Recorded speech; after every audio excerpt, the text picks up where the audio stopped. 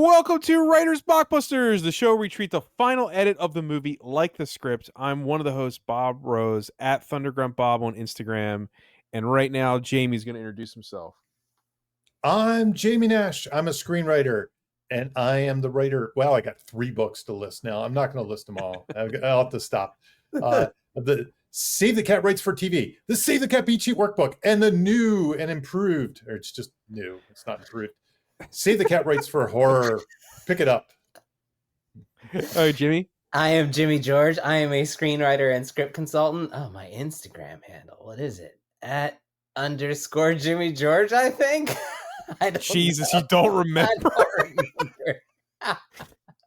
You don't have to. I just said Instagram because I got rid of everything else. No, so that's why okay. Yeah. I've taken to say go to jamienash.net. And just that's go fine there. too. Oh, okay. Scriptbutcher.com. There you go. Yeah. There you go. I have a mailing list there too that I never promote.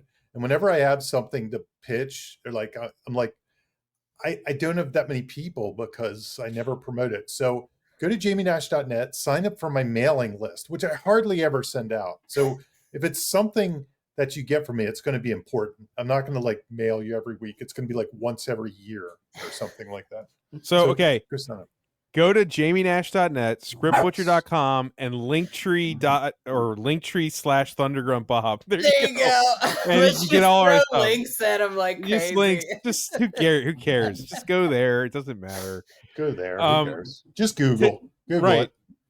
So today we're going to talk about Uncle Buck, and I don't remember if this might have been my suggestion because there's kind of John Candy fervor going on with the Ryan Reynolds and Colin Hanks. That's Jamie's dog. Yeah.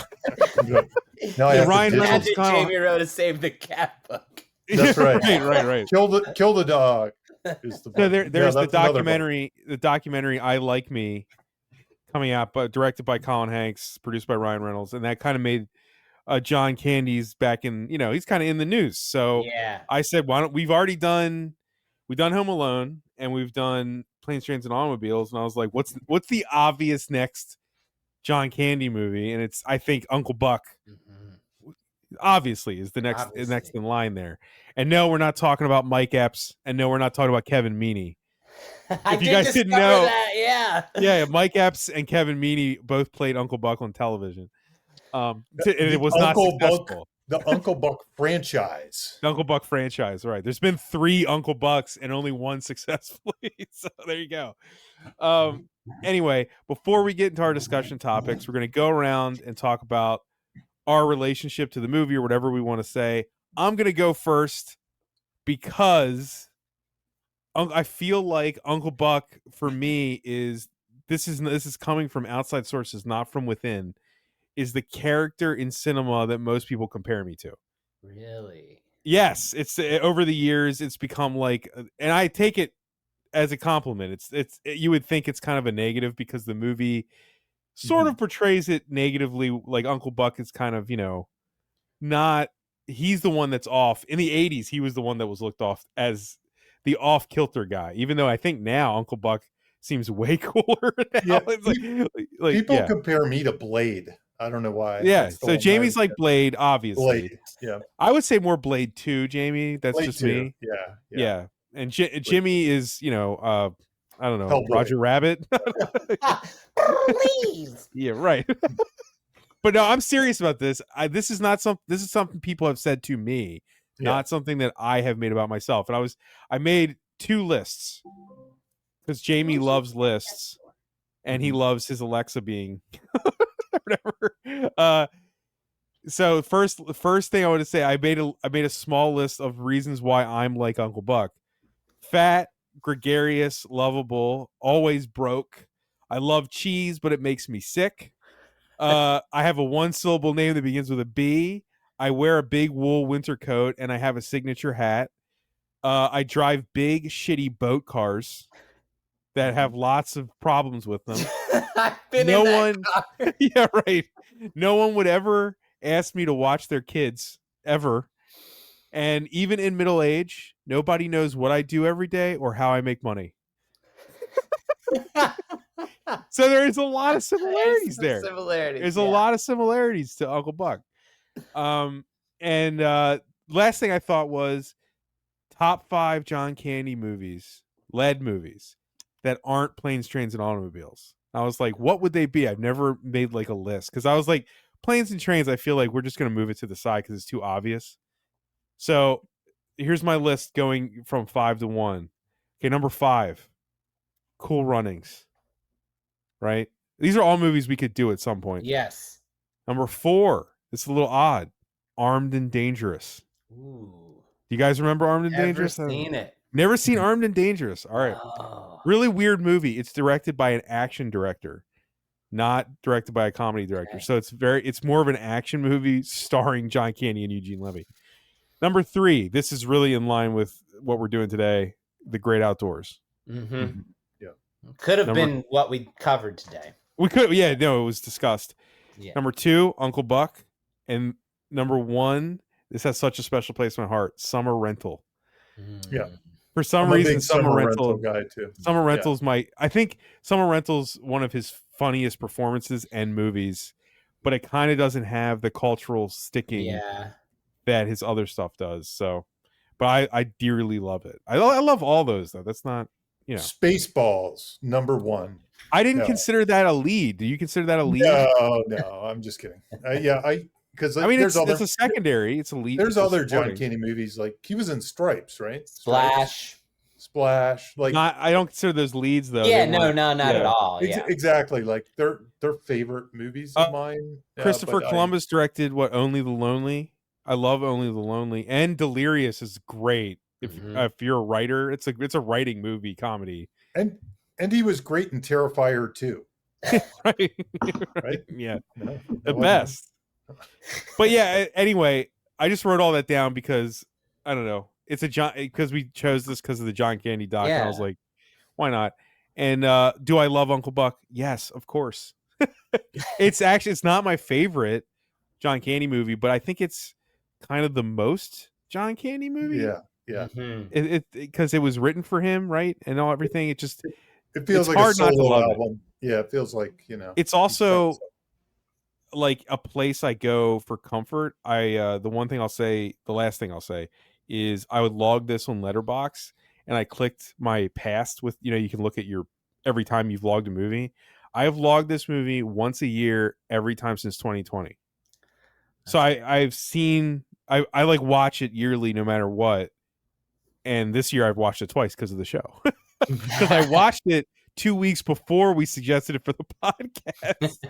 So it's just like this thing I always have to revisit, as a comfort. Yeah. It's warm, man. It's like, I don't know what to say about it. It's just a warm, comforting movie. But yeah, that's everything. Who wants to go next? I'll go. Go for it. Go for it. This is so I was 9 when this came out, and I remember it vividly, loving it as a kid for the kid side of it, right? Right. And I had an Uncle Bob right. who I adored, and I used to imagine what it would be like having my Uncle Bob take care of us, and had a good time thinking about that.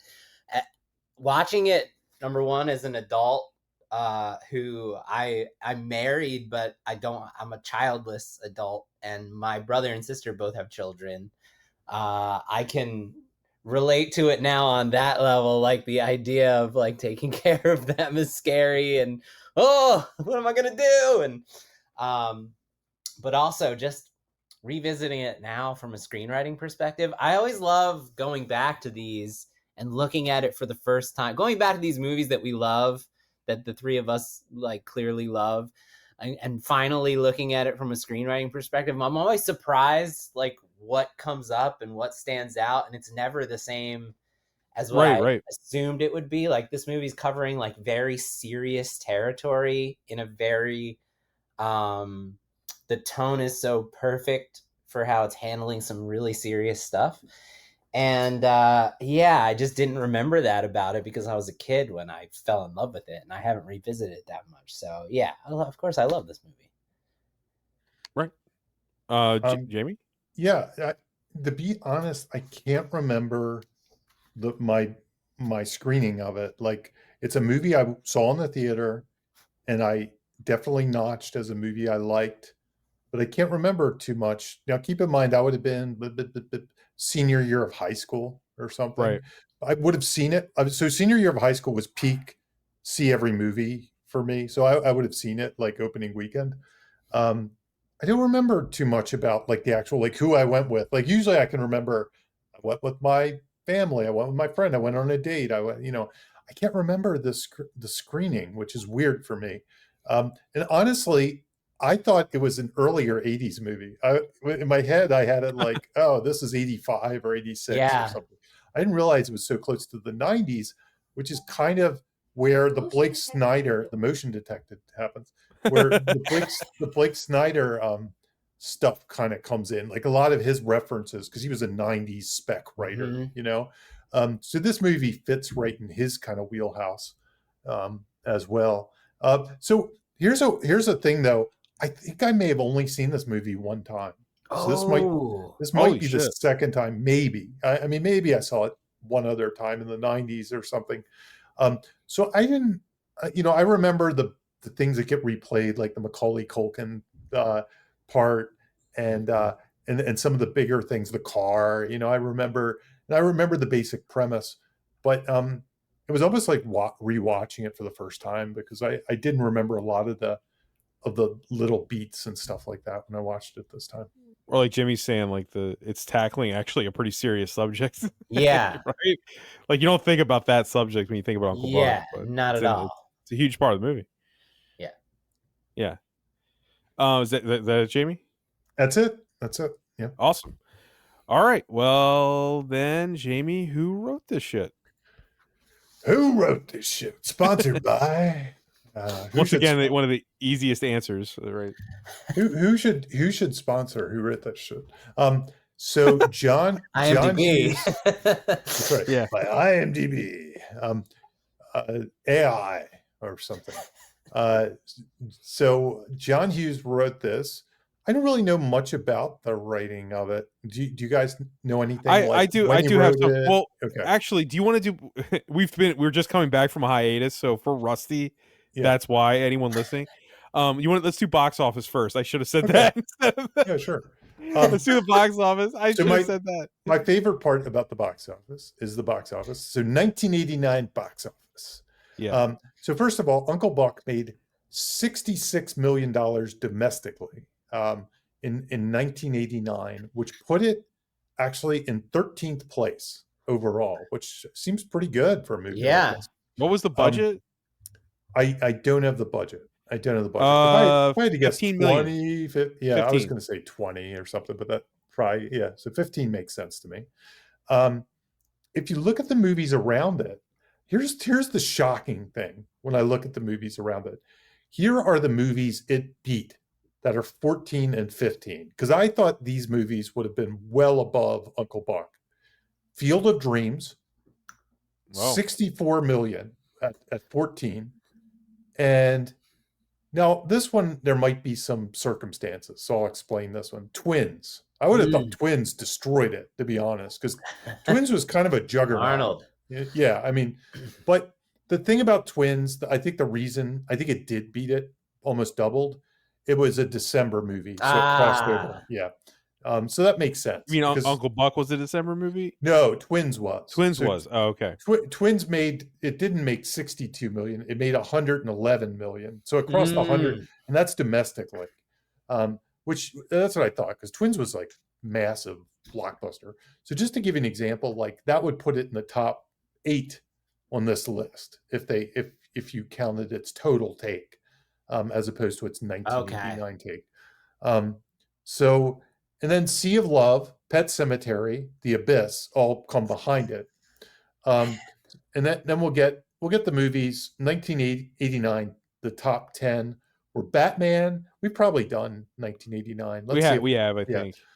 Indiana Jones and the Last Crusade, Lethal Weapon 2, Rain Man, Honey, I Shrunk the Kids, Look Who's Talking, Ghostbusters 2, Dead Poets Society, Parenthood, Back to the Future 2, When Harry Met Sally, Turner and Hooch, Uncle Buck. Every one of those would make an incredible episode of this show. I think the sad part is whenever you read those lists, Jamie, it's just like it's so depressing. like in the fact that I'm like, we used to have it so good. Yeah, every movie Like, was so good. Yeah, if you look at fucking... it's the variation that makes it so good. So Batman, superhero movie. Yeah. Indiana Jones and the Last Crusade. We got Spielberg. Lethal Weapon 2, an action movie. But then you get Rain Man, a drama. But then you get a lot of comedies. You get Honey, I Shrunk the Kids, the family comedy, obviously. Look Who's Talking, Parenthood. But and then good sequels like Back to the Future 2. I mean, Indiana Jones, The Last Crusade, Lethal Weapon 2. But one of the forgotten ones that kind of falls on this, that was top 12 movie, Turner and Hooch. I mean, fucking Turner and Hooch, man. Turner and Hooch. So good. And then even in the back end of that, The Abyss is in the top 20, and Harlem Nights and Sea of Love. All these kind of movies are in there. I just watched Harlem Nights not long ago. Here's a weird one though. Pet Sematary made more money than The Abyss. That's unreal. I would have never guessed that in a million years. Never. Yes. You know why? Because James Cameron, just his name, makes me think of success. It seems like retroactively that's a hit because and it probably has made a ton of money like after its theatrical run because it is a big movie and it's a quality movie, but it was a real dud when it came out in the theater. It was just like kind of a flop, which he doesn't really have. You know? I think the one mistake we made was doing only the Pet Sematary remake. Yeah, and never doing the original Pet Sematary, which is one of my favorite horror movies ever. One of my favorite horror movies too. Yeah, no, it's like one of the few. I don't get scared at movies, and it's one of the few that actually scares me. Dude, Zelda still haunts me. Right, Zelda is fucking terrifying. Anyway, we're not talking about that. We're talking about Uncle Buck, which is a completely different vibe. So you were going to say a little bit about the screenplay. Yeah. So I'm going to give props. You guys know I do my YouTube research. Mm-hmm. There's a wonderful channel that I watch all the time called Hats Off Entertainment. And he does a lot of nostalgia stuff about movies that often people don't talk about. He just did one that was based on Leslie Nielsen hosting Yuck Yuck University, the Three Stooges marathon in the 90s. Mm-hmm. That's the kind of stuff this guy does. Anyway, he did a lost version of Uncle Buck video, which I didn't know about. The first cut of the movie was originally double the length that it is now. So it's literally another movie's length of material out there. It is no footage from the 3-hour version has ever been seen. No extra footage. Like, it's not available anywhere except for the original trailer. There is some snippets in the original trailer. Macaulay Culkin's character, Miles, had a character arc in the original script. And it was about him not being able to fit in at school. He wasn't like being bullied. He was like invisible. He didn't have anything. He just was kind of That's so thematic. Oh my gosh. Right. And so Uncle Buck, the two ways that Uncle Buck changes his life is, and it's weird, but it's in the movie still, is Uncle Buck keeps packing his lunch with insane shit that we just see one. Yeah. But he keeps doing it to the point that the kids at the school start to become enthralled by him pulling out the insane stuff that he has in his bag. And it starts to make him actually have friends because they're like, they're just intrigued about how weird the stuff he's bringing to school is in his lunch bag. And the clown. So originally the party was supposed to have a different tone. Okay. But it was edited down to what we get now. But the party was supposed to be like a proof that he didn't have any friends come. It's not really it's like kind of in the movie, but like right now it's just like he just has 3 friends there. They don't remark on that the party's a failure because of that. Like that was a big thing. He only had 3 friends come. His mom apparently invited the whole town and only those kids came. And then this drunk clown shows up. Uncle Buck gets into a full-on fight on the front lawn, and all the kids start watching it from inside the house through the window, and they start having a great time and declare it's the best party ever because Uncle Buck beats the shit out of this clown. So that's all gone. it's not a fight scene. He just knocks the clown out because they Yeah. just edited, they cut. And the other thing was there was a through line with more of a through line with Marcy, the next door neighbor. Yeah, I can imagine that. Right. What's the I forgot the actress's Shame name. on Laurie Metcalf. Laurie Metcalf. Right. Yeah. She there's like one or two more scenes with her. One can be seen in the trailer where she more and more becomes sexually attracted to Uncle Buck. And she in the original trailer, she actually admits at the grocery store that she is very attracted to him. And there's also, I mean, there you go. There's also a scene of him at the grocery store shopping and stuff. So basically, we've never done this movie, but there's like this whole Mr. Mom esque thing that was also like cut down completely. Like it's in there. He's doing the laundry. Feel that. He's cutting it. Yeah. They did. There was a lot more domestication jokes from like the single city going guy that has to do the domestic stuff. That was a bigger through line in the movie too, where he had to go. Uncle Buck goes to the grocery store and shops for the family. Like it was stuff like that kind of stuff was in there, but that was all mostly excised except for what we see that's left. So those are the big through lines: the Marcy through line, the Miles through line, and the domestication. Stuff was apparently bigger. So all of it fits. It all fits. And the guy that made that video said that because he went through the script and he said it doesn't change the meaning of the movie really or anything except for maybe the Miles storyline, because that does take that out completely. But he was like, it's still the same movie. It's just longer. Yeah. So it's a good lesson. And it doesn't change what the movie means or the the movie theme works the way it works. It's just there was so much more of it. But that's kind of par for the course, right? For John Hughes, like we said, Planes, Trains, and Automobiles has like an hour more of footage in it and stuff. He always does a long cut. And for anyone out there, you can download, because I did it for this episode, you can download the script and it's like 140 pages. And there's a lot of scenes that almost read verbatim. Like they didn't change much from whatever the shooting draft was to the finished product. So yeah, some of that stuff is in there, Bob, as I was scrolling through it. I was thinking too, like this is such an odd movie for us to do because yes, it's a comedy, but Uncle Buck isn't like a slapstick comedy. You know what I mean? Like there's not there's a little bit of that, but it's not. It's almost more of a drama, right? I was surprised how little when I was trying to pull out techniques that stood out to me, how little it was comedy focused, the techniques. It's not. It's really just got comedy in it. It's not a comedy. It's got gags. It's got gags, but like the giant pancake or him on the phone going, what, and all that kind of, it's got gags. But throughout, it's just a very likable character. So it's character comedy probably more than even though it does have gags, it's more character comedy than joke comedy. It's like people might remember it for something different than it is, I think. Yeah. Like we just all three of us watched, which is what I came into it. That's how I like they're I think they're remembering something. Like Planes, Trains, and Automobiles has so many set pieces.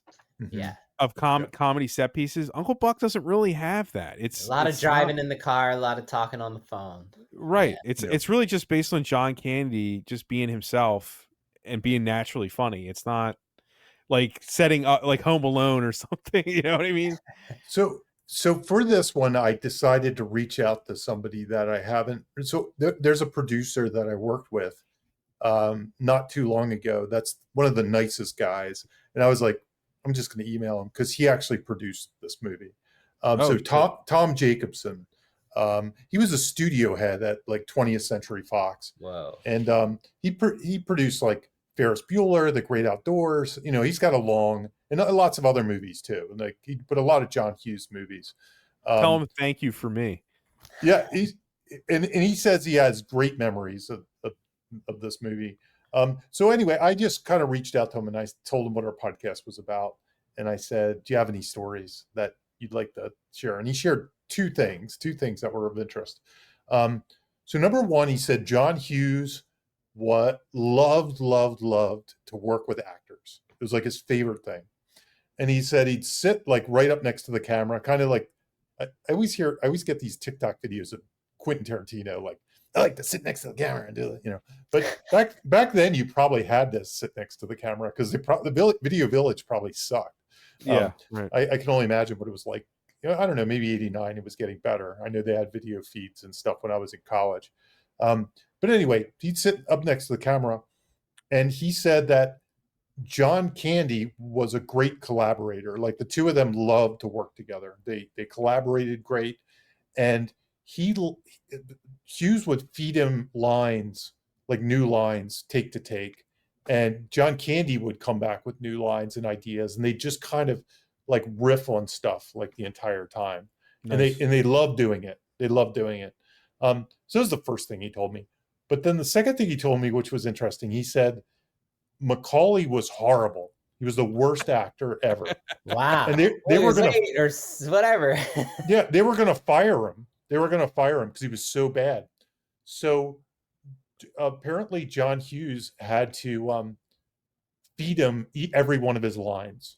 Like he would just get a close up. He'd say this, and he'd say it. He'd say it like me, and he'd just give him line readings. And he'd just do them one at a time. He'd give them line readings. And the one thing he said that's amazing is that Dragnet exchange that I mentioned earlier. He said that was done that way. He just fed them the lines, and they totally did that in editing. Like it did not happen on the set that way at all. He just kind of read the line, say this. I'm a kid, that's my job. I'm a kid, that's my job. And he just got it all, like just that's going amazing. Through the script with Macaulay. But he said Macaulay was really bad. They were going to fire him. And that's how John kind of salvaged it. And it's weird because this inspired, this is what was the spark that created Home Alone. Had to. Yeah. You had to. You can see it. You would think they'd almost say, like, I'm never going to work with that kid again. Because that's what happens in films. Yeah. I guess he was so beloved, and there was such a weird energy because there was some reason they cast him in the first place. So it probably was just that he had to learn how to act, or you can see hints when he's there's that whole scene when he's looking through the mail chute. Yeah. I mean, isn't it that scene that like was kind of the spark? Didn't John Hughes say that at one point? Oh, did he? That's not surprising. I think it was. Can I just say real quick to Jamie that cut from I'm a kid, that's my job to the next scene is one of my favorite cuts ever.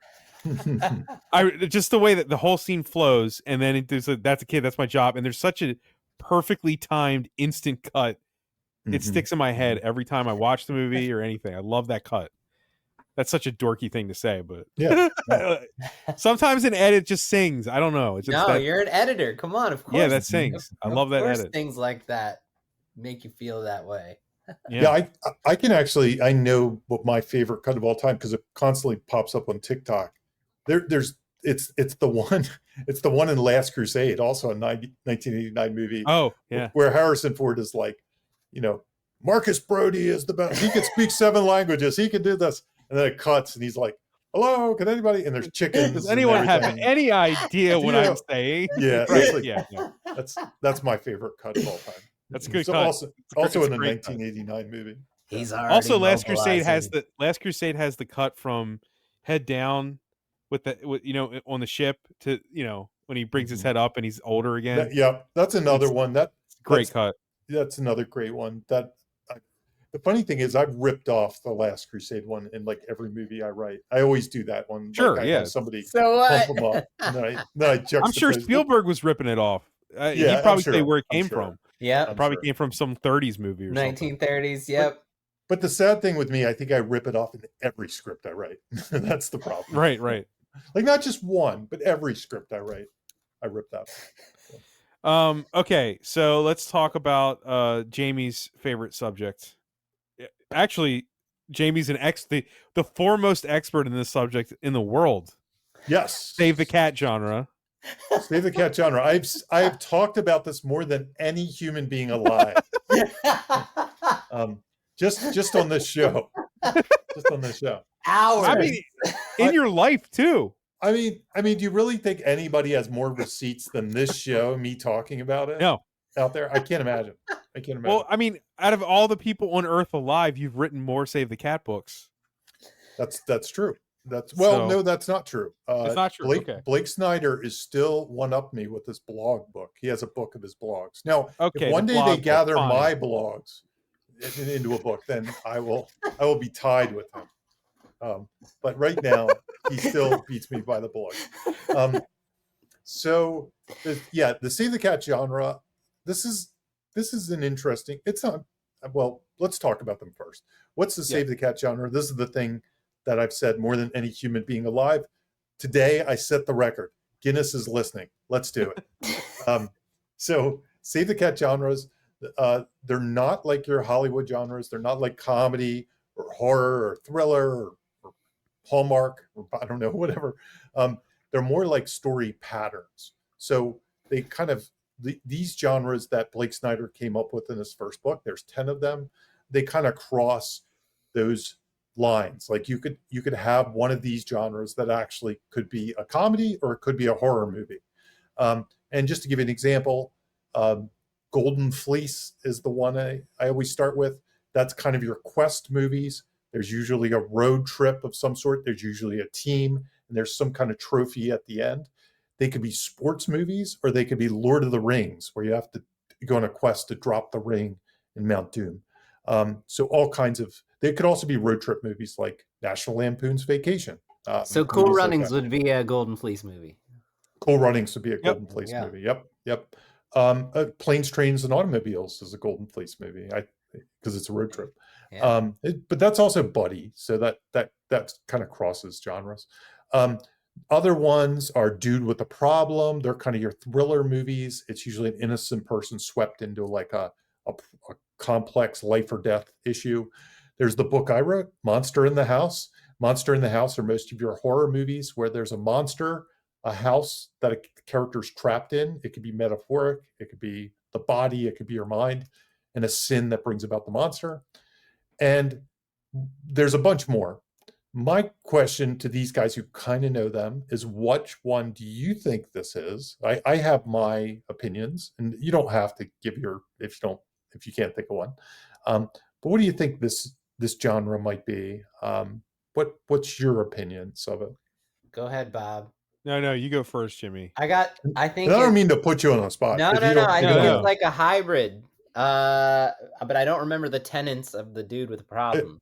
Okay. What are the tenets of the Dude with a Problem? Yeah, that's what I was going to ask, actually. So Dude with a Problem is an innocent person is swept into a life or death situation. So it's and they have to find their way out. Yeah. So it's not life or death. There's no survival at stake. Survival of the kids. Yeah. But no, I think it's buddy love because I think this is a two-hander. I think that was one of the things that stuck out to me the most. That's one of my hybrids. Yep. So I think when it comes down to it, this is a drama about the relationship between an uncle and his niece. Yep. So, yep. Yeah. And I that was one of mine, and I think it's. I'll hold off the thing I'll say about that for 1 second. The buddy love part. I think first and foremost when I look at this is and the reason I brought it up because we don't do a lot of these. Yeah. I think it's full triumphant. Okay. So full triumphant. So like Mrs. Doubtfire is full triumphant, and I think this one is similar in some ways to Mrs. Doubtfire, but different in other ways. What are the tenets of full triumphant again? Yeah, the tenant is a fool. It's somebody that's underestimated by the world. Okay, and there's an establishment, which in this case I think it's like suburbia. Or normal people, or whatever you want to call them. Even the family. Right. And usually the fool is underestimated, but brings about change, like kind of. So Tommy Boy. Through being, and also Tommy Boy's an excellent one. Legally Blonde we did. Legally Blonde we did, right. Yeah. So it's kind of this fool that goes up against the establishment and then changes people for the better. And their worth is found throughout the story, and I think that's what this one is. Is Bridesmaids almost a little bit there too? I can't remember. It might be a full triumph. She's a little bit of a fool, and then she goes against the. Yeah, a lot of movies with like some kind of outrageous character fitting into the boring establishment. You know what I mean? So, yeah, they're kind of movies like that. So I think this one is a full triumphant. But I do agree with you that there's a buddy love engine, which is buddy love is any kind of relationship movies, usually between two people. It could be a love story like Harry Met Sally or something like that. But it can also be like, I'm trying to think of one that's not like an action movie like Lethal Weapon or something, but a true buddy movie. Like Tommy Boy might be buddy love in some ways. It's got buddy love in it, yeah. And Something twin, you mentioned twins earlier. Yep. Twins. Yep. yeah. That's a buddy love. And usually they're two characters that learn something from each other. So, and that's what I wanted to point out about the buddy love. So I think it's full triumphant. I also think it's buddy love. But the interesting thing about buddy loves that this one has is this dual arc. There's two arcs that happen. And whenever you see like kind of two arcs landing, and in this case, I don't know what the family arcs quite as much. Like, I don't know that it sounds like in the original cut, maybe Macaulay's character arced more, like he really had a problem. He had to, and a lot of times you do see that in this kind of movie, because in some ways, and this is what's really interesting about this movie, and it gets to like a later point when we talk about rooting resume. Usually when I see a movie like this, it's like The Pacifier, right? Or something. And it's usually somebody that hates kids. I hate kids. I'm stuck with kids. I hate them. But part of the rooting resume of, and what I might as well just skip it. Just loop it. Just go out of order. It's okay. Yeah. So the rooting resume is the idea that in the setup of your movie, your first 10, maybe even 25 minutes, the first act, you basically give us reasons to root for the character. So we don't dislike the character. So we cheer on their character arc. And even though they might be flawed, we root for them. And I think a big part of Buck's rooting resume is kind of he does kind of care. Like he's not somebody that's like, I hate kids.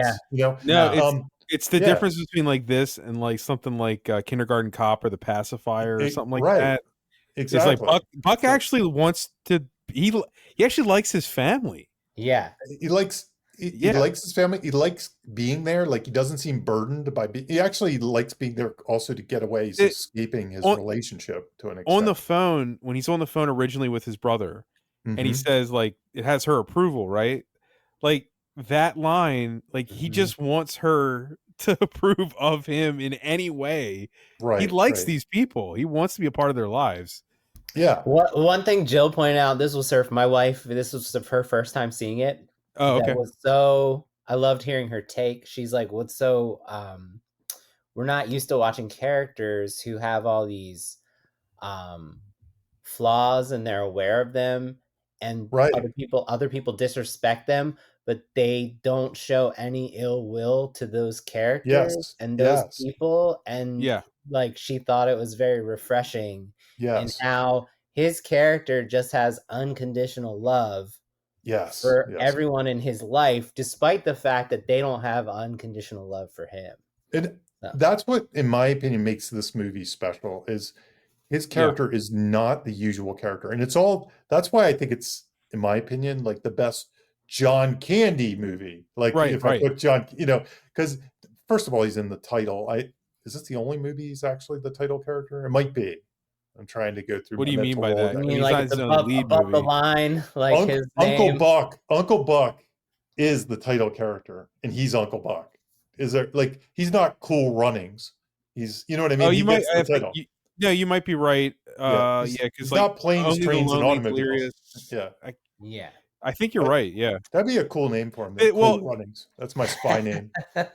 It's with his career, it wasn't normal like it is with Adam Sandler's career. They just name it after the character with Adam Sandler, right? And it just But that's what I mean. It's like it really is hand in hand with him. Like I can't imagine. Like, could you put Bill Murray in this role? Yeah, but I think at one point they talked about Jack Nicholson, which is insane to think about. But that's a whole different vibe. That's him. Gosh. That's like it's insane. That would play up the insanity of the character. And it might be a good movie. It's just a different movie. It's a different movie completely. Because this is like Mr. Mom comes to mind and things like Mhm. that, which is, but to your But point, Bob, but to your point, you know what it reminded me of a little bit? Because I was like, if we did this now, he'd hate kids and he'd be a real mess and he'd have like gangsters coming to the house or something. I don't know. There'd be like a real they would ramp it mess. up. They'd ramp it up. And the Yeah. kids would be real, like, they would have a real war between the kids and him. I've written movies like this, like Mhm. 20 years ago, and that's what I did. I don't like kids. I wrote a movie that was, I probably talked about this one on the podcast before, but it was Samuel L. Jackson and who was a not Paul Rodriguez, George Lopez, sorry. And they were, it was Stakeout meets this, where they had to Yeah. commandeer the house of some kids to do a stakeout. You know what I mean? And Samuel L. Jackson hated kids and stuff like that. And it was very similar to this in some ways, but different. They had to babysit, like the nanny took off or something. It was the pacifier, essentially. But but the thing, to your point, was when I was watching this, it almost, in a weird sort of way, reminded me of like Ted Lasso or something like that. Yeah, no. Yeah. Absolutely. There's that element of that. I was even thinking, in a weird way, since it's been this year, I was thinking like Uncle Buck in a lot of ways has some like Superman qualities to him, because Mm-hmm. even though, yeah, he's kind of a slob, he's this fat weird guy, whatever. And he But he's does kind of, grow on the commitment side of things. he does. He has some issues, but he's not perfect, but like he's kind of a purely good intentioned guy in every Mhm. way. Yeah. Like you'd want that guy to be on your side or to be taken care of, because as much as the mom is worried and stuff, it's like, do you actually know this person? Because he would do anything Yeah. to protect Yeah. these kids. Right. You know what right. I mean? Like he's such a good, pure-hearted man and character, and we're let in as the audience to see that, where the world hasn't, right? He actually takes his job very seriously from the Yeah. get-go. So the first morning he's like making them breakfast, you know what I mean? He's up Yeah. early. He wants to talk to them. Yeah, I mean, he opens his arms and a smile to them. He's not like gruff Right. or anything. It's now on the flip side of that, like his resume, so he is an underdog because people do doubt him and kind of Mhm. he's treated like he's less than, right? Yes, He's treated yeah. like he's not good enough. he's a But failure. we see him as not being that. We see him in some weird way trying even harder than the parents try, Yep. and taking it serious. So he cares. He seems to want relationships with the kids, even if he doesn't know their names or whatever. I mean, he seems to want that. He's fun. He's funny. He does some, and that's always a big help. He does struggle. It seems a little bit sad, like life has passed him Mhm. by, and so he definitely has a struggle that we wish he'd do something better. There's some wish fulfillment stuff, like he calls people on their BS. He's really like, I would almost say that's, if he's best at something, it's like he cuts right through the BS, whether it's Bug or the clown, or you know what I mean? He seems to know the truth of a Yeah. The situation. teacher, The teacher. right. Yep. And here's the weirdest part about watching this movie now is, when I watched this movie, I was like, he's more like most of the people I know than the parents are. I was Yeah. that's why that's probably, I don't know if it's a script or anything. It's more of a time It's period a time thing. thing. It's a But time like period. everyone I know, most of people would identify with Buck way more, Mhm. especially in 2025. It's an interesting cultural thing. Yeah. I almost think they'd be more yeah. normal. Like you'd almost have to flip the script. Yeah, you have to. Yeah, they're kind of like Todd and Margot in yeah. Dr. John Hughes. Like the character of the mom in this Yes. movie is not a human being No. I would see eye to eye with on anything. I'm not going to list those things, but I'm sure me and her would disagree on almost everything about life. And she seems repressed and on Yes. the verge of a nervous breakdown, right? Or something like. But the like movie she doesn't really explore that in any It doesn't. way. No. But it gives 'cause us just Place enough to her know. on a side. Yeah. I would think a kid watching this movie today, or when I say kid, a 20-something, might be confused as to what Yeah. what Buck's problems are. They might be like, what? I don't understand. Why did they think this guy has problems? He's like everybody Yeah. I know. It's I mean, very yeah. So I was thinking, like, in our culture now, like I've seen a lot of things about how like Gen Z doesn't understand sellout culture and Yeah, influencing, making money through influencing and stuff. Do whatever you can, get that money because right. no one's coming to help us. Buck earning all of his living off going to the track, never having to work, Yeah, living the yeah, life that he wants to live. He gives that little speech about, I do what I want to do. I don't hurt anybody. What's the problem? I'm like, everyone younger would watch this movie and be like, yeah, leave Buck alone. yep, He's yep, awesome. yeah, yeah. It's a 1980s mentality of normal It is. And versus in the It's time that it was made, it's kind of like Mr. Mom, like a little bit. Yeah. a man A cooking man- breakfast. I How fucking love crazy. Mr. Mom too. I love Mr. Mom, but yes, A man does laundry. How outrageous! It's Yeah. like Mr. Mom fucking rules. I love that movie. It's a great One comedy. thing that's not on the list, there's kind of a praise of the killer speech. I Yeah, thought that The a little bit. mom, and like the movie then has to prove that but we don't know him yet. So it like creates this tension surrounding the situation, right? We're like, oh God. And then it just one thing after another proves that was bullshit and she didn't like see him. Yep. She so- thinks he's like a scumbag from a different movie. Mm-hmm. Yeah. And then we find out, oh wait, no, it's not. The person she has in her head doesn't exist. Yeah. She didn't take the time to get to know him. I mean, Yeah. he does hang out at that bowling alley, and there is that one lecherous guy. Yeah, but like, he's not friends with Buck. Yeah, no, it's the pal. The guy and in named fact, Pal. the guy who is friends with her is totally friends nice. with him, he's super nice and not. He doesn't have bad motives. It's basically they're all good people. They just have no money, and they're all kind of like they're all grifting all the time. They're not fit. They're not fitting in with the '80s suburban mom and dad. They're not Reaganites. Yeah, basically. Really. Yeah, basically. Yeah. Yeah, I think if they were to make this movie today and they hired somebody like me, I'd totally mess it up because it would be more like his grifting would get in the way, and there would be more about that. He'd be much more dangerous in some ways.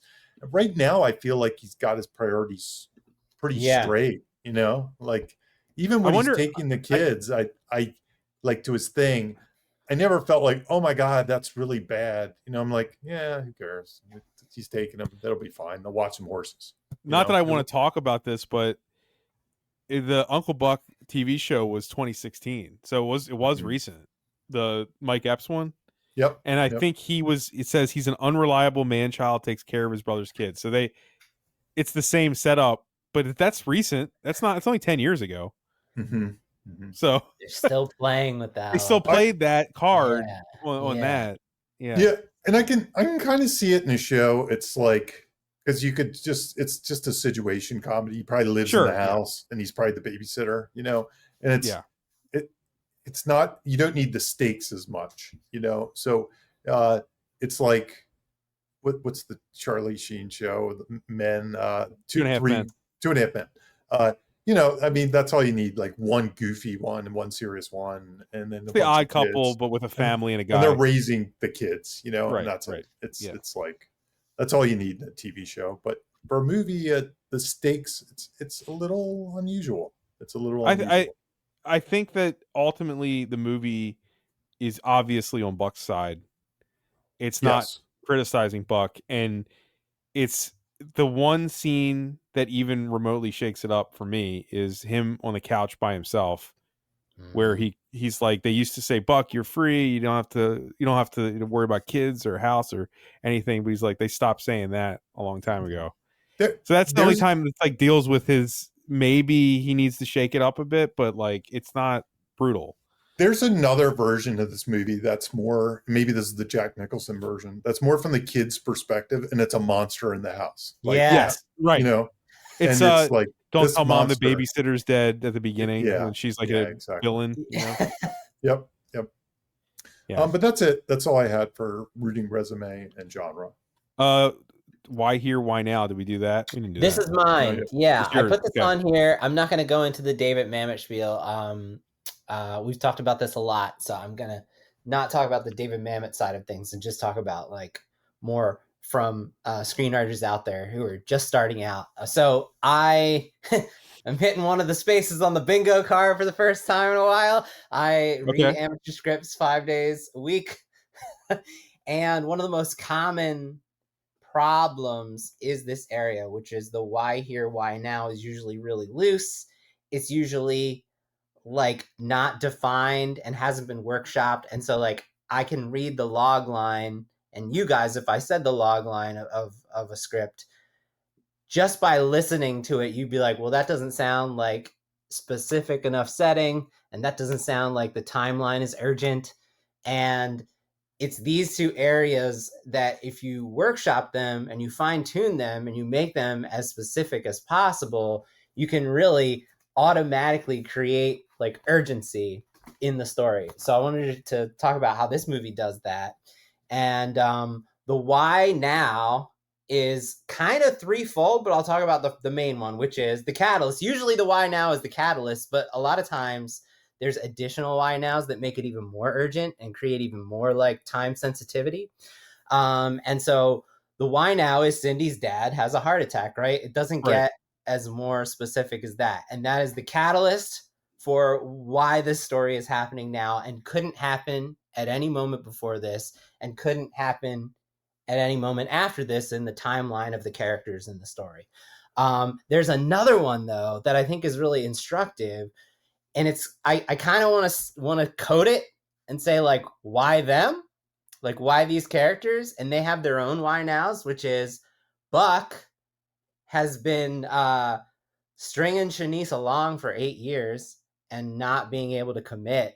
And we're about to see that culminate with him agreeing to commit to work for her. Right. Which is like when we meet him, they're talking about that. And she doesn't believe that he can even commit to a job, you know? Right. And so that is a very time sensitive, very specific time in Buck's life that makes him ripe for growth and change that the story's about to. He's going to lose her. He's going to lose her. Yeah. And it's just the perfect moment in this character's life to put him into this situation.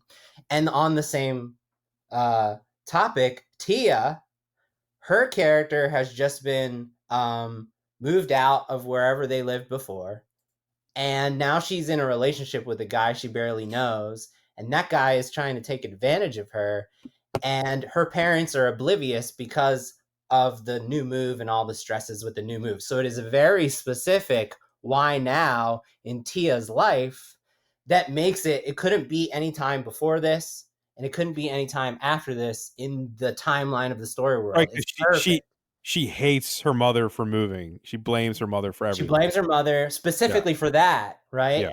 And then the why here. So there you have your why nows. All of that creates all the engine for the tension and the urgency in the story. And the why here is very specific too, which is it's the suburbs of Chicago. They just moved away from the mother's family, right? So there's obviously this unspoken tension created by that side of the family, and they move close to Buck, right? But they haven't reached out. They haven't made an effort to make him a part of their life. So it's such a unique why here that like creates like the engine for the story, right? He's right there on the cusp. If only like they could have reached out before, they could have had this relationship, right? So the why here and why now of this movie, I think, is really instructive, and it's kind of like the ingredients for everything that happens. It's just a really good example of why you need to define all of these things. Like imagine if it was like if Buck like lived hours away, like it wouldn't work. Well, you wouldn't write that. You wouldn't write it like that, right? Yeah. But that's because they workshop the why here and the motion detective.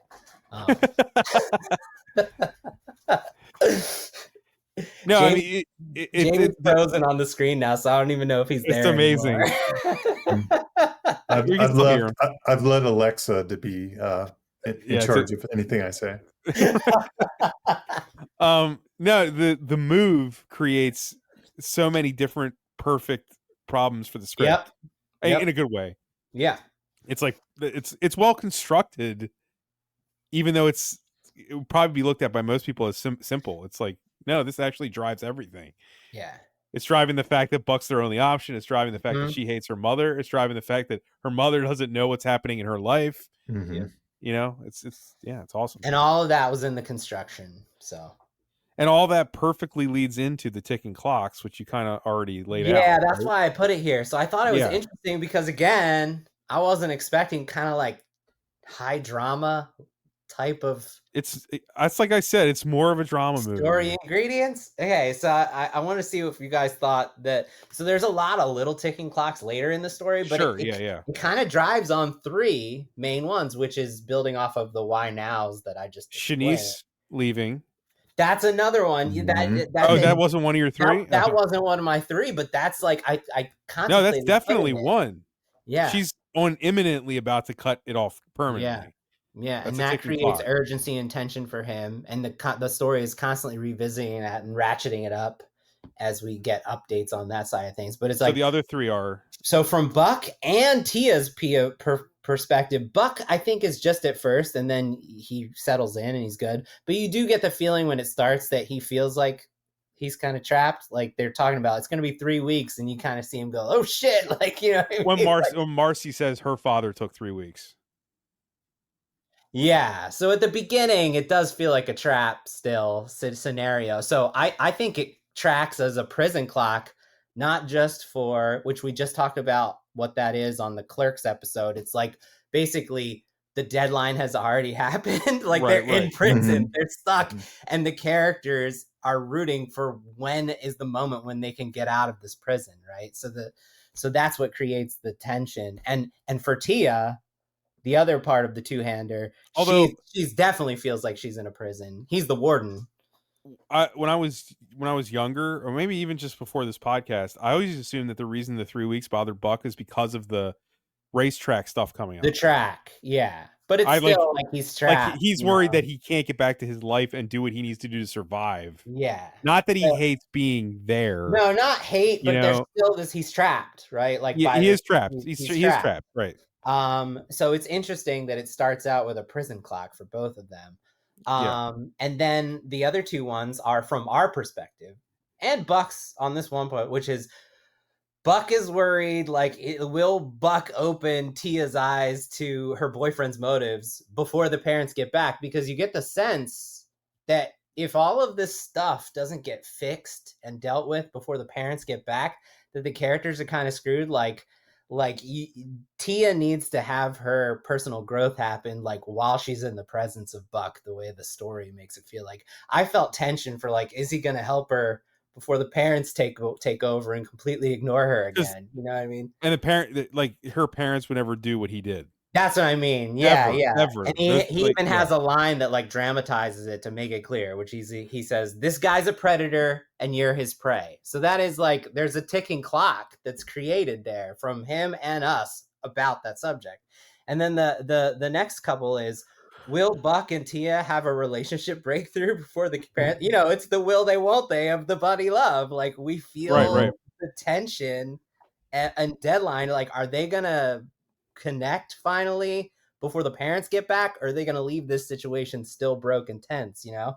And then on the same wavelength, it's will Buck and Tia help each other grow? Because you get the sense that Buck is going to grow through this situation, but it's only going to really have that metamorphosis, true growth, if he can help Tia, you know? So it's interesting that there's all these like ticking clocks that you feel urgency about. Yeah. And you know what's interesting about that too, and this goes back to the drama of it. You know, we've talked about mini plot and arch plot before, and in some ways this sets up to be a mini plot if you don't add ticking clocks, because it's kind of, so what that means is it's kind of episodic. It's kind of like day in the light. Like I'm going to wake up and I'm going to make breakfast today, and I'm going to do this and I'm going to do that. What new problem does Buck have to face today? What new problem? They come. One day's a birthday party. One day's this, and it's just like a bunch of episodes that would happen over a series. So what brings it together and makes it feel more like a plot is the ticking clock, is the deadline, is the fact that it's kind of, it gives you the, you know, can he survive till the clock runs out? or Yeah. will he blow it up before it? Yeah, is it gonna be a um, catastrophe? Yeah. yeah. It's like if he can hold out, if he can tread water for just a little bit longer, he will survive. Um, but I think that's why all these ticking clocks come in, because it makes it feel like more urgency where there might not be like plot moves, like twists. There's some twists and turns in the B stories and things like that, but there's like 5 stories that are kind of pushed. Yeah, I had downplayed the Shanice thing more than I should have, because Bob, you make a great point about that. Is one of the main things that we're worried about the whole time. Yeah. Well, the scene with him on the like I described earlier with him on the couch, that's the ticking. That's him responding to the imminent nature of her leaving. Right, like he's saying, "I'm gonna have nothing if I don't change a little bit." Yep. So that's her. It's if he loses her, then he's stuck forever. Yep. I also wanted to say with the like you said, the ticking clock about him and Tia finally becoming true, buddies. I think what's unique about this movie is how late it happens. Yes. The movie starves us of it in a way that I don't think a lot of these types of comedies do. I think they usually come together earlier on. Like at the beginning of the third act. Right.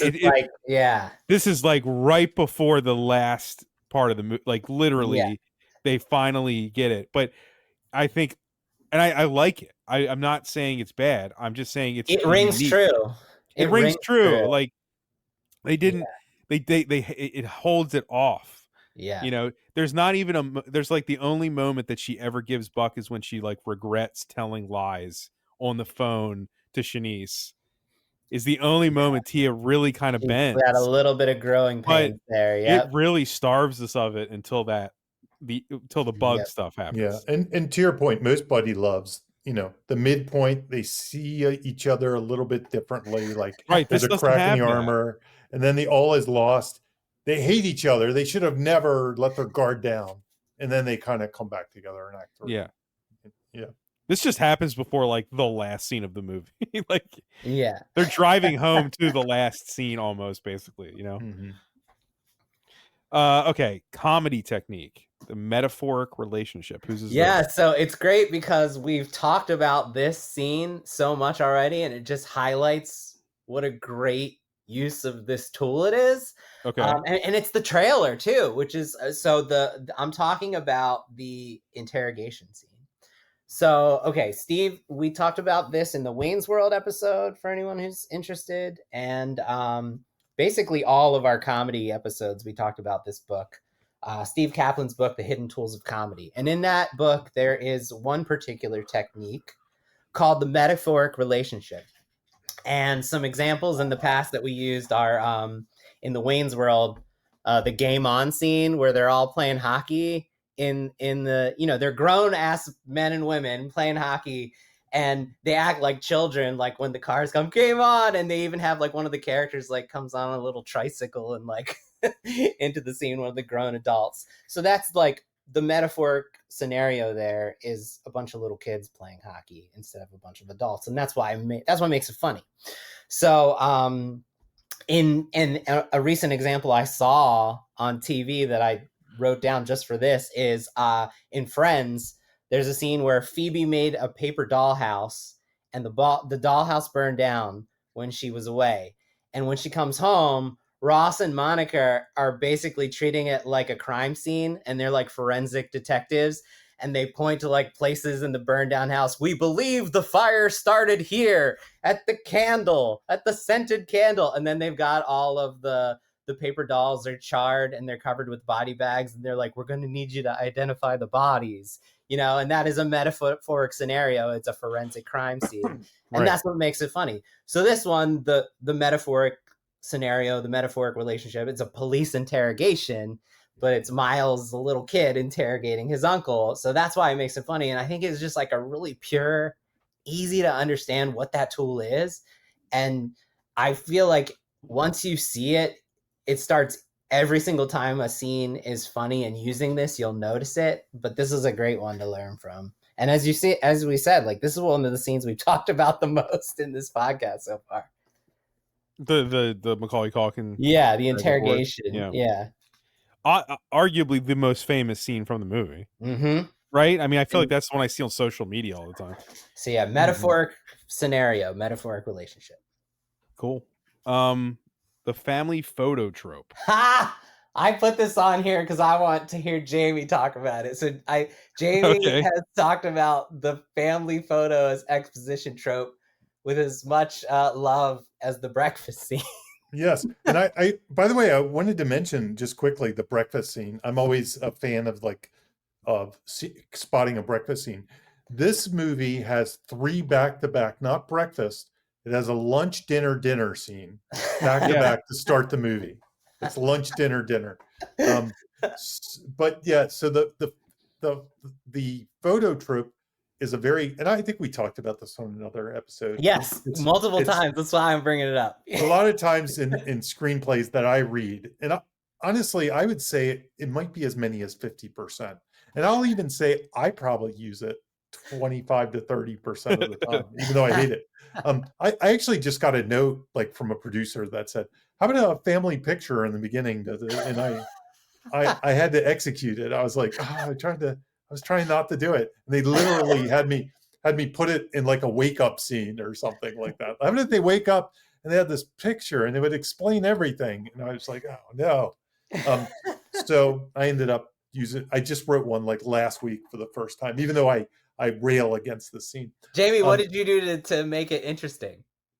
Nothing. I just wrote the note. I'm trying to get a green light. That's the thing. Once you get that phase where you're doing producer notes, sometimes it's just like, okay, you want that, and then you kind of pray that 10 years from now, when they finally make the movie, it'll come out. But if for some reason that's what sells them on it for this week, I'm good to go. Usually, I'm like, okay, we'll do it. I don't usually fight them on those kind of things. 10 years, Jamie, just start a TikTok account. Jesus. Yeah, no, but that's the truth. It's like these little notes that you could fight for. Usually, there's so many drafts that'll be done between now and then that they're usually not worth fighting. Like if they give me a note like more about theme or arc or character, then I'll fight them.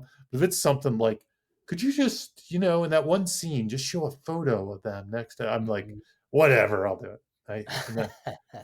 I might make fun of them and mock them for it a little bit, and then I just do it anyway to check a box and move on. But anyway, to say what it is, it's that thing in screenwriting where it's like, you wake up, let's pan over. We see the family photos or we see trophies, but a lot of times it's family photos, happier times, the dead person's there. That's the one I'm dealing with in my script. The mom who isn't there at happier times and everything's changed. Usually that's the family photo trope. And the thing I probably talked about in the previous episode, though there's too many episodes for me to remember, is one day I was making fun of this on Twitter. And I can't remember what I said. Like, if I see one more family photo in the opening scene, whatever. And a lot of pros were triggered by this. Like the responses I got were not from the amateur screenwriters. They were the pros. They were the pros with big credits that said, "It works, man. Step away. I just did it. Screw you." Kind of stuff. I triggered a lot of pros with my family photo trope, which was pretty funny. And I do it too, so I get why they were triggered. I probably had just written one myself. But anyway, that's the family photo trope. Well, this one I think is a really instructive, interesting way to do the family photo, where they folded him out instead of the cutout. Like, he's still there, he just doesn't matter enough to even be like, they kept him in the wait. It's not they. It is her. It's her. It's the mom. It is her that Cindy brother is would her name. The brother is not, he seems like a very mild man that doesn't really have much of an opinion on anything, but that mom folded that photo. That was not the family or the kids. His sister-in-law folded. His sister-in-law did it. Yeah. But his brother didn't undo it. His brother probably never looked at that album. Yeah. Yes. So, yeah. I should vent, like when you said what did I do creatively to avoid the thing.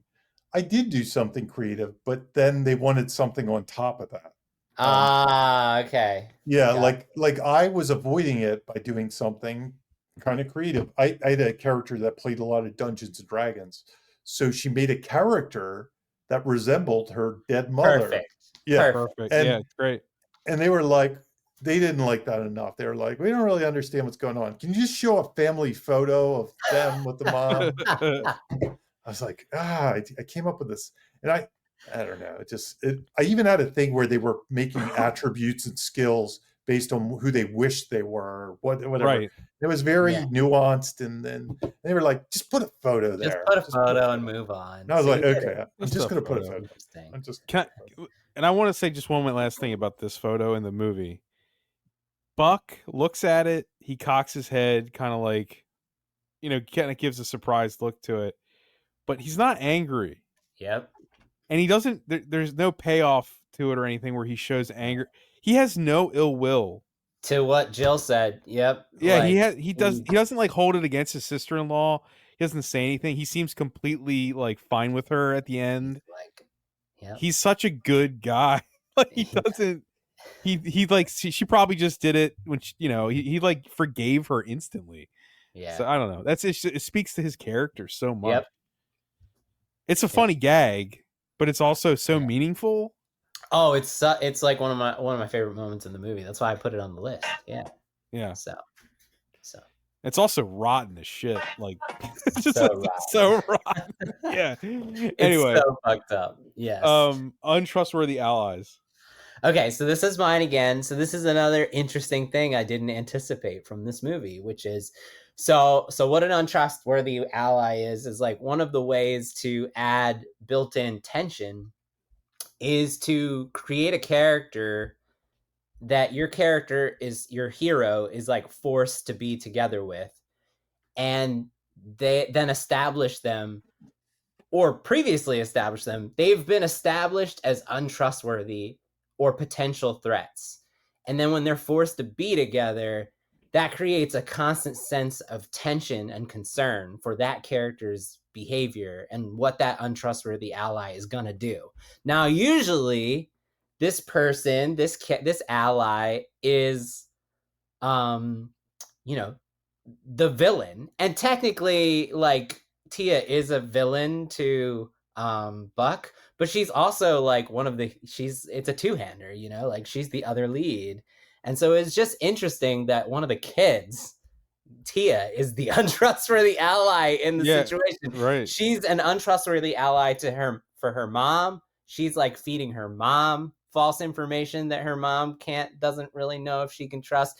She's also an untrustworthy ally to her brother and sister, right? She's telling people that she lies to them about who's taking care of them. Yep. She lies to Shanice on the phone, and she's an untrustworthy ally to Shanice, and right, she's and Buck never sees her as an ally, but like we see her, we feel all the things we do about an untrustworthy ally character, and she functions that way, right. In the story, and I think it's really interesting. And then they subvert that, where in the end, Buck has her trying to manipulate Shanice in the same way, and there is a bit of tension there because you don't know if she's gonna, like, it feels like they've arced and they can trust her, but there's a little bit of tension that she might say the wrong thing or misrepresent him in a way that could hurt. So it just is a really interesting way to use that. So I always try to get my clients who are writing to like create a character that makes you, as the reader or the audience member, you're thinking to yourself, I hope they don't let my hero down. I hope they don't betray them. Or if, depending on the genre, I hope they don't harm them. And you kind of like have that hanging over every scene with that relationship. So, and this movie definitely does that. Totally. I mean, when she lies to Shanice, I think that's, for me, that's the biggest part of this example. Mm-hmm. That personally, yeah, yep. At least that's the one I feel the most. Yes. Yeah. Well, you wanted to talk about that, kind of leads into the party sequence pretty good. Yeah. So this is kind of, you guys can bounce. This is kind of like the closest thing to a book report I've got on here. Okay. So you guys can bounce in and out. But I was really impressed by the amount of craft there is in this really quick party sequence. Like, I wasn't anticipating all the different tools that we're seeing. That specifically the house party, not the park party. Correct. The house party. There's like that like campfire party That's true. thing. That counts. That's a different one. Yeah, no, Yeah. not that one. But in general, this movie, first I wanted to get you to talk about this subject that I think is really interesting, which is travel time and walk time. You want to talk about what that is? Yeah. So on my old, now defunct podcast, Bonus Disc, we used to always, where we watched bad or obscure movies, we always noted that those movies had something called, we called it walk time or travel time. And it was basically how filmmakers filled out, they padded the runtime on their movies so they could release it. You know, it might be shots of a car driving to the location that really, you know, doesn't get anything accomplished. Somebody walking down the street for an inordinately long amount of time. Just stuff where it's like, this obviously could have been edited out in a better movie that had more to say and do, but we needed the runtime to release it. And like, you feel it, because it's just not important. You don't need to see, it's not 1953 anymore. You don't need to see someone get out of the car, close the door, walk all the way into the building, close that door, you walk to the room that they're going. You know, you don't need to see all that. We're savvy enough now, we can cut all that shit out. So that's basically what the stuff that you could excise, because it's irrelevant to the story. Yeah.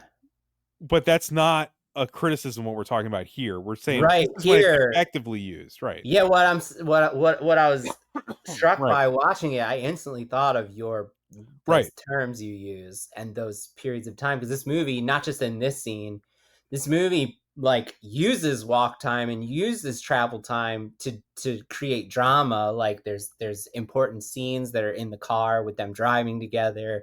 Walk time and travel time is used a lot in that. I mean, Planes, Trains, and Automobiles, this is a thing that he likes. No, I think showing, like, in the beginning, playing, like, they do this in Great Outdoors too, playing like Buck's theme song while showing his car, just that is enough to tell. It's a character moment. Yep. This is what the guy drives. This is how they make it all this matter. is his vibe. This is what, you know. It's like when Dan Aykroyd's driving to the cabin in Great Outdoors, they do the exact same thing. He's driving a nice car that doesn't belong in the Canadian forest. They got his theme song going on. You know, it's like it's like meaningful travel time. That's literally what I wrote down on the paper. So that's awesome. So that's one thing that this sequence does, the party sequence. It makes travel time and walk time matter. It uses it to create tension. Will he make it to Tia in time to prevent her boyfriend from assaulting her? You know, a very serious thing. And then the second tool it uses is running gags, which is on the road to the party. Buck encounters parents on the road, and it's doing lots of things there. They show the contrast, like they know their kids are there and they don't care. You know, there's a complete lack of concern of what these kids are doing. They hate the party, but they're like, oh, our son is there. They're not going to do anything about it. Right? In a lesser movie, he would just be driving. Right. Yeah. And they also set up. They do a setup and payoff. I wouldn't go in there with that hat. They'll kill you. That's what I said. Yeah. So they reestablish the running gag about his hat. Right. So that's important. They make it matter. It's doing like multiple things, and it's creating tension because we're seeing how far away. We get a status update. Oh, he finds out where the party is. Right. So then when Buck arrives at the party, the Beast car backfires. They're playing with another. You know, we get a premise pretzel of the running gag, right? So it's not just that the car arrives, it's that there's a joke, right? When he gets there. So once again, they're making the travel time matter. And then when he gets in, they continue the gag about Buck's hat, like a lesser handling of this. He'd just be walking in the party being funny. But they made it cool by like throwing in that running gag, and they give us a beginning, middle, and end. Like Somebody takes his hat. He gets somebody else's hat. Then he runs into the guy who has his hat, and they swap hats back. Like that takes place over the course of cross-cutting, showing us how much closer he's getting to Tia, and showing us how much closer we assume Tia is to getting assaulted. Right. So there's this there's all this craft for this fun little sequence, and then in the end, we get a twist. Like, it's not Tia after all. So there's just, and we get a meaningful choice because he chooses to like, you know, punish the boyfriend anyway, which is like, very satisfying, you know. Arguably maybe his most defining character moment in the movie. That's what you exactly. Is that he doesn't walk away. He's like, oh no. Right. I'm not gonna let you do this to anyone. This stranger is just as important to protect as my niece. As my niece.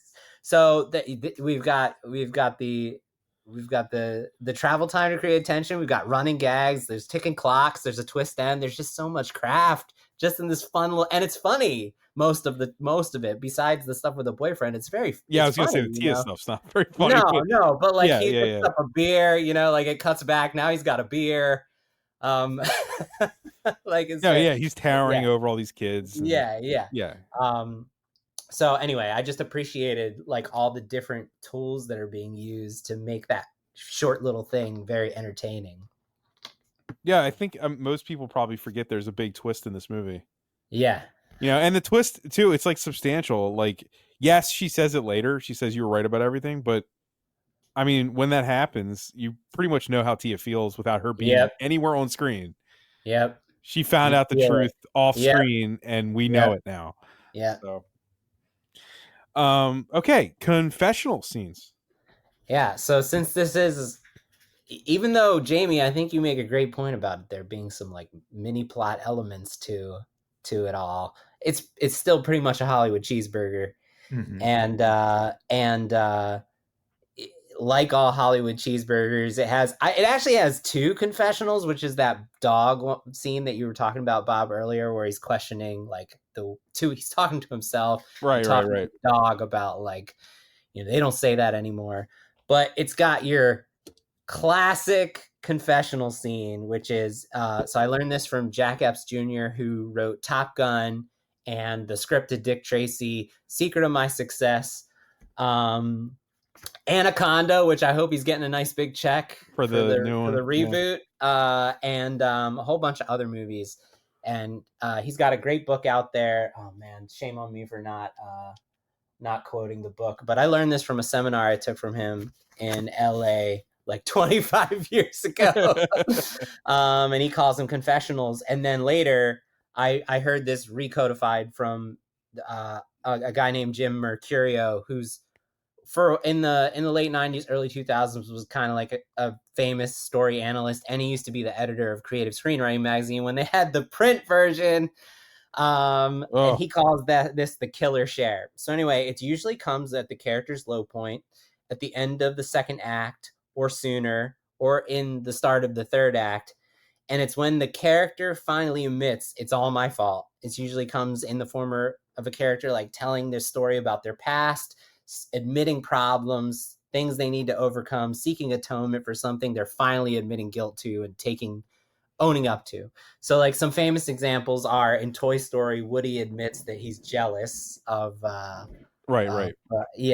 And in Dr. Sleep, which we did on the show, Dan admits that he's allowed addiction to control him. A man takes a drink, the drink takes a drink, and then the drink takes the man. And in Die Hard, even supporting characters can have confessionals. It's when Al talks about shooting, I shot a kid, right? Right.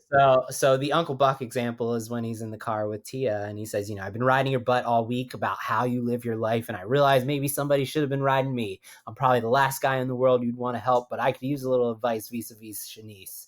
I've been stringing her along for 8 years, and maybe you could help me figure out what the hell's wrong with me.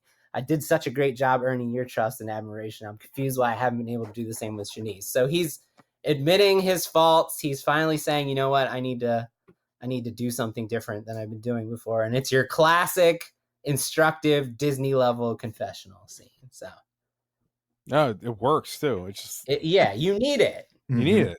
You need it. And also it kind of shows that while Buck seems like he does have friends and he has his own weird little life, he's he doesn't have anyone like he doesn't have any like one like her. He Right. can't ask that question to Yeah. anyone else in his life.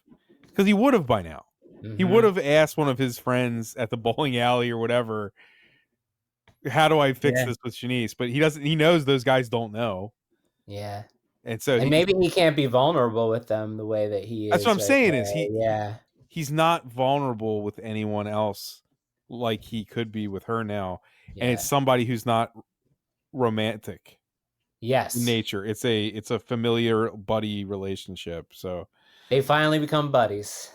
Yeah, right. No, it's just something he didn't have. Yeah. He didn't have that kind of emotional relationship now that they've been through it too. This is how they became friends and everything. So I saw when I was looking through stuff online, I saw a semi insult to this movie where this is John Hughes. This is one of John Hughes' Lifetime movies that happens to star John Candy. You know, like and I was like, while I think that's an insult, I also was like, I kind of don't like fully disagree because I do view it as a drama now. It does have, even in the last beats, it kind of feels like look how it ends. It doesn't end on a big. I mean, the only big laugh is him pulling down all the pots and pans and stuff. But one little gag at the end, It's such a heartwarming drama movie, and I'm gonna say it. That's why I love it. Yeah, me too. It's not the comedy that I love, even though I do think it's funny and genuinely it's a character-based comedy. That's not why I love this movie. Yeah. So, by the way, Jack Epps, is that the guy's name? Yep. I looked it up while you were doing it. It's Screenwriting is Rewriting. Screenwriting is Rewriting, which was basically what the seminar was about. Yes. And this little blurb says confessional screenwriting as a narrative device was something he has. It's a great book. Yeah, go ahead. His name is Epps, just like Mike Epps, the other Uncle Buck. That's right. That's right.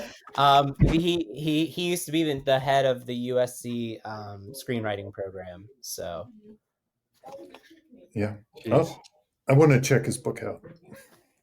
I think that brings us to the end of our topics on Uncle Buck, guys. That's the third John Candy movie. Well, Home Alone doesn't really count, but that's the third John Hughes movie we've done. Yeah. I can't. Jamie, is that your Alexa? What's going on? What was it? There's nothing. I hear like a television on somebody. No, not here. That's not in my house. That is so weird. Where is this interference of voices? I growling. You hear it, right? I'm leaving this in, by the way. I can't hear it. I mean, I don't know. Do you still hear it? We just thought there was a party happening around. Yeah. No. It's fine. Don't worry about it. All right. Do you guys have anything specific you want to plug? Jamie, you go first. Plug away. Yeah. So I have 3 things I want to plug. Save the Cat Writes for Horror is out. If you listen to this podcast, you probably already knew that because I've talked about it for like 2 years or something, and it's finally out. So you can finally get it. This is the first post release podcast we've done. It is finally out. Go get it. And if you've already gotten it, please leave a review. They're a huge help. I also wrote a novel called The Haunted Girl. And Haunted Girl it started as a screenplay, and Blumhouse actually optioned that screenplay, and it almost got made. And then when it didn't get made, I turned it into a novel. The novel's very different than the screenplay. But it's a self-published indie thing that I'm trying, and I have to say it's super hard to self-publish anything because like nobody cares. So if you're here and you listen and you want to make my day, like every time I get like one sale, I'm like, all right, I got a sale. It's still very sad. I've sold like 60 of them or something in a week or something, and I have 0 reviews. So if you bought one, go review it. And I'm sorry to laugh. It's just the way you say it. I'm sorry, Jamie. It's the funniest thing about it is like I've self-published a couple times before, and like 10 years ago when I started to self-publish, I could almost sell 500 copies from friends and family and stuff like that. At this point, friends and family couldn't give a rat's ass. They just don't care. So it's up to you guys. It's up to you people listening to the podcast. Go buy one, share it around, pass the word, and give it a review so I don't feel like I have 0 reviews, which sucks. And last but not least, Two Front Teeth, a movie I made 20 years ago, is coming to Blu-ray this Christmas. It's a very schlocky kind of Troma-esque, made for $20,000 kind of movie, and it is now on Blu-ray. You can buy it. You can pre-order it now. It'll be shipping in December. So where do you find it? It's at Error 4444 four fours. It's a company that does a lot of these Blu-ray kind of releases and things like that. That time I heard a cat. That's my cat. Okay. Our dog and our cat. There you go. There you made go. An appearance. Save the cat as made an appearance. Yeah, Save the cat rights for her. So anyway, Two Front Teeth. Go Google it. If you can't find it, look me up. Message me. Say, where do I find this thing? And I'll show you. That's it. Nice, Jimmy. I've got Plug City. I'm sorry, but it's been a while since we recorded. So, yeah, we've been on a hiatus for like 2 months. So yeah. So okay, first one I want to talk about is there's a feature film. My client Gigi Hawkins, who is the co-host of No Film School podcast and also listens to this podcast, so that's super cool. I consulted on an early draft of this script, and then she got funding and made it into a feature film that's really good. It's a great film. It's called I Really Love My Husband, and it got theatrical distribution, which is the dream of why I started my business, Script Butcher, is to help writers like craft a script that's good enough that like either they sell it or they make it themselves and it turns into a good movie. So it's like really fulfilling. It's the first time it's ever happened. It's right now it's in Dallas, it's in New York, it's in LA, and it's in Tyson's Corner in Virginia. And it's going to be getting a wider release into more art house spaces pretty soon, but it's already out. It actually got a slightly wider release today on September 26th. So that's one thing. The second thing, so congrats to Gigi and her congrats team. Congrats to you. Awesome. Oh, thanks, man. I have a very small part of it. And as these things do, right? We say the final edit of the movie, the script changed dramatically from when it hit my desk. In fact, one of the major things that she changed was she changed the why now to a year after these people were married instead of them being on their honeymoon. And that made everything lock into place and everything work that wasn't necessarily working in the first draft. And so it's amazing what these changes can make. And it's so fun to watch how it started from a script on my desk to now a feature film that's on big screen all over the country. So congrats again to Gigi. Second one is one of our listeners, Paul Newton. He co-wrote and co-produced a horror comedy feature called Haunted House of Pancakes, which I haven't seen yet, but it just came out on Amazon and it's still playing in some genre festivals. But Paul has reached out and said, that he listens to the show and some of the ideas that he was able to come up with for the movie were inspired by some of the stuff we talk about premise delivery and such on this show. So that's really cool to hear too, right? That's awesome. And then the big one is kind of two part of it. A film I co-wrote and co-produced in 2013, WNF Halloween Special, is now out in Walmart. It is in a 2-pack Walmart exclusive set with its sequel, Out There Halloween Megatape, which I wasn't a part of, but they are brother and sister, these movies, so they belong together. And right now, it just started coming out in Walmarts. I'm being told it's going to be in all 4,600 Walmarts in America. So you might not be able to find it yet, but slowly it'll trickle out. And by October, it should be wider release. So if you look it up and it says sold out, that's not true. It just hasn't reached the stores yet.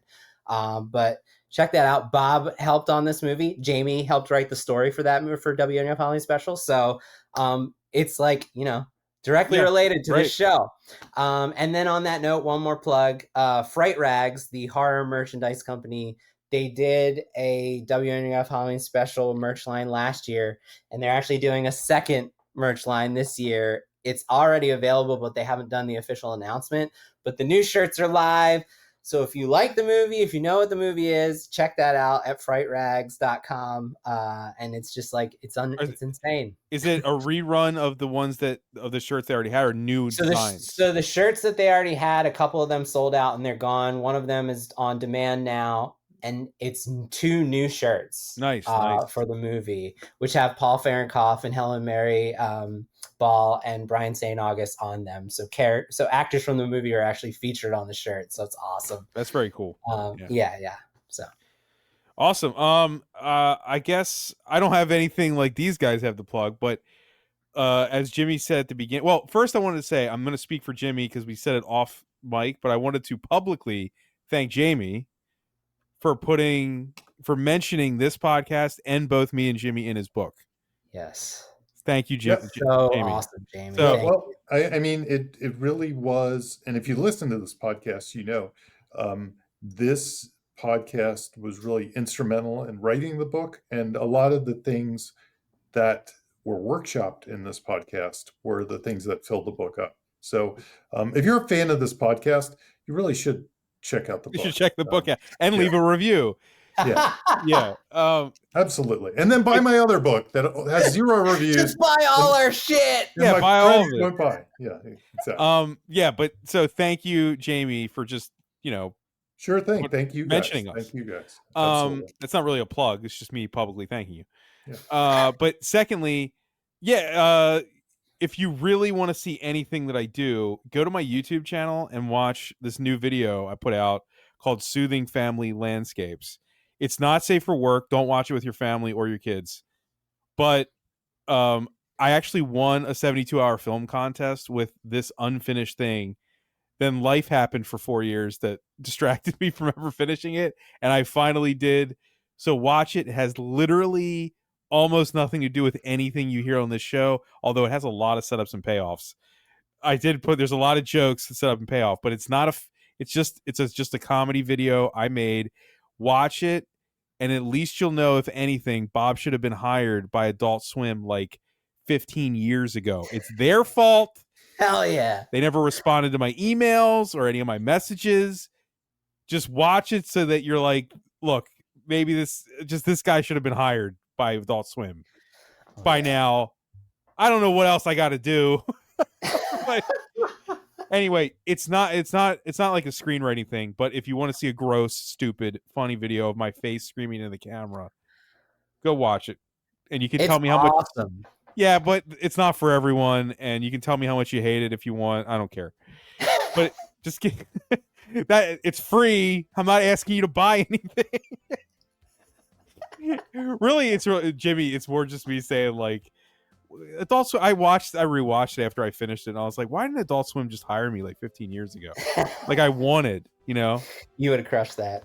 We spend a lot of time with Jamie talking about all his Hollywood shit that almost came so close. I came so close to getting stuff on Adult Swim like 3 times. Oh, man. Never happened. And even now I look back and I watch some of my stuff and I'm like, what? Come on. Like, just let me try and fail at least, Anyway, that's my plug. Soothing Family Landscapes on my YouTube channel. Linktree at Thundergrunt Bob or at Thundergrunt Bob on Instagram, whatever. I think that's everything, guys. Until next time, we're no longer on hiatus now. So. No hiatus. Yeah. All right. Bye, everybody. Thanks for listening. Bye.